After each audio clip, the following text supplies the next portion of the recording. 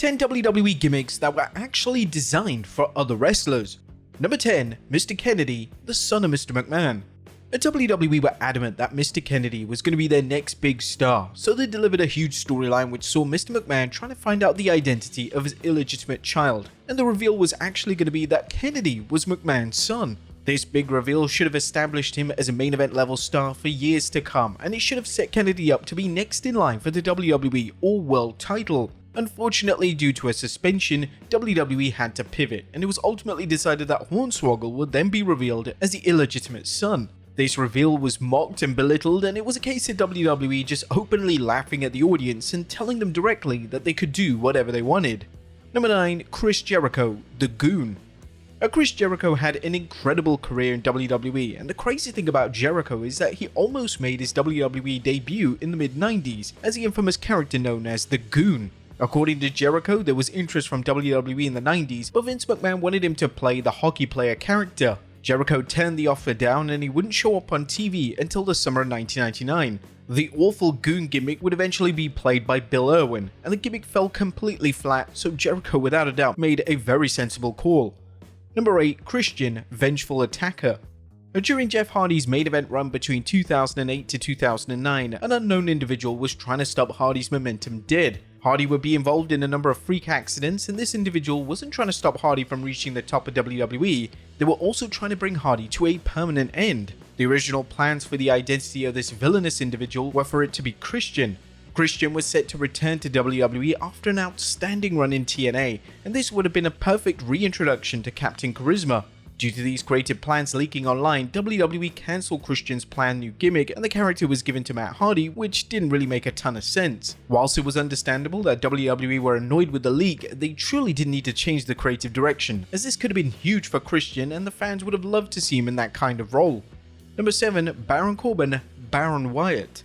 The WWE were incredibly high on Baron Corbin when they initially signed him, and one of the gimmick ideas they had for him would have seen him become an official member of the Wyatt family. WWE were sold on the idea, so much so that they even shot promos with Corbin as part of the Bray Wyatt faction, but unfortunately these promos have never been seen by the fanbase. It's never been known why WWE changed the plans, as Corbin was perfect for the role. However, the lone wolf persona that Corbin would debut in NXT also worked extremely well, so it wasn't as if Corbin was given a terrible gimmick following the creative change. Number 6, Elijah Burke, Male Cheerleader. Upon brainstorming ideas for the male cheerleading faction known as the Spirit Squad, one of the names that WWE wanted to include was Elijah Burke. And in a bold move, Burke turned Vince McMahon down and stated that the gimmick really wasn't for him. Discussing the plans for him to be involved in the group on the two-man Power Trip podcast, this is what the former WWE star had to say. They wanted me to go up and be, in my opinion, the Afro-haired chosen black guy during that time. In the group, and trust me, it was a great opportunity. We sat there, we talked to Vince McMahon himself, and Vince said, hey, I want you guys to understand, this is my idea, and we're going to make a lot of money. If you're uncomfortable, we'll send you back down, OVW, and we'll wait till we get something else for you. When I went back to Johnny Ace, and I went back to Vince, and I said, hey, I appreciate the opportunity. I'm forever grateful, with all due respect. But I don't feel like I should do anything that I could not live up to in your standards. And I don't want to be a failure. And I don't believe that this spot is for me. It would have taken a lot of courage for Burke to turn the opportunity down, and this act of defiance could have potentially cost Burke his WWE career. Number 5, Biggie, a member of The Shield.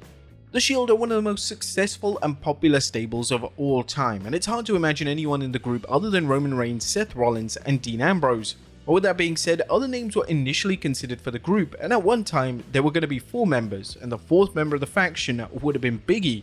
According to Biggie, during an episode of WWE 24, it looked like he would have been part of the faction as he was doing live event loops with the trio. My first feeling of getting called up was in 2012. I was doing loops. Any collective period of days is a loop. It's Roman, Seth, Dean, and me. There was some thought of bringing all 4 of us together as a group. Obviously that changes. They go on to international fame as The Shield. Biggie would eventually debut as Dolph Ziggler's bodyguard, and he would have a great career in his own right as he would eventually join the beloved New Day faction.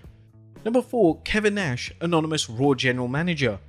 The anonymous Raw General Manager was eventually revealed to be Hornswoggle. This reveal completely killed any mystique and weight the angle had, and whilst the angle was ridiculous, it could have led to a surprise return or even a massive debut.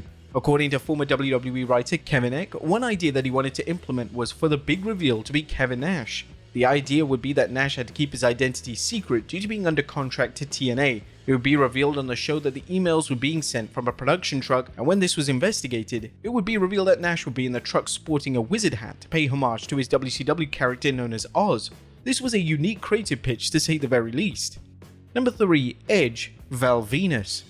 Val Venus was one of the more infamous characters of the Attitude Era, and the interesting thing about the persona is that it was almost played by wrestling legend Edge. Edge was initially penciled in to portray the character, but then Edge was eventually given the gothic Edge persona, and the WWE would go with Sean Morley to portray the adult film star. This was definitely the right move, as the Venus character was stale within a few short years, and the Edge character had more room to evolve. The reason why WWE wanted Edge to play the Venus character was that Edge played a raunchy character on the independent circuit.